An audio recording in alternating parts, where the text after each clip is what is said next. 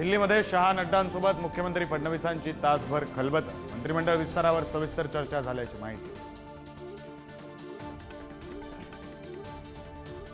पंतप्रधान नरेंद्र मोदींच्या उपस्थितीत भाजपचे छत्रपती संभाजीनगरला महाअधिवेशन। 30,000 कार्यकर्ते पदाधिकाऱ्यांना करणार मार्गदर्शन।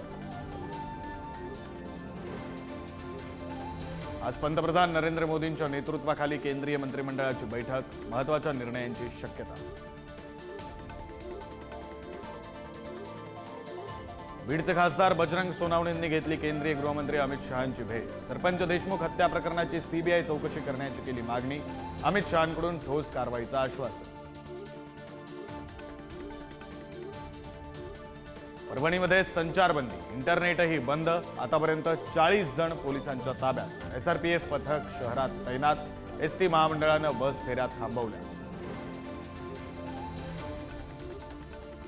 नवी मुंबईच्या कोपरखैराणेमध्ये खड्ड्यात पडून 9 वर्षीय चिमुरड्याचा मृत्यू। इमारतीच्या बांधकामासाठी खोदलेल्या खड्ड्यात पडून मुलाचा मृत्यू। कोपरखैराणे सेक्टर 5 मधील धक्कादायक घटना। नवीन वर्षाच्या सुरुवातीलाच खिशाला कात्री। सलून ब्युटी पार्लरच्या दरात 20 ते 30% होणार वाढ। महागाई, जीएसटी, परवाना शुल्क वाढीमुळे सलून ब्युटी पार्लर असोसिएशनचा निर्णय। अमरावती जिल्ह्यात कापूस जिनिंग उद्योगाला घरघर आवक घटल्याने जिल्ह्यातील 60 कापूस जिनिंग केंद्र बंद होण्याच्या मार्गावर, तर कापसाच्या दरातही गेल्या वर्षीच्या तुलनेत मोठी घट।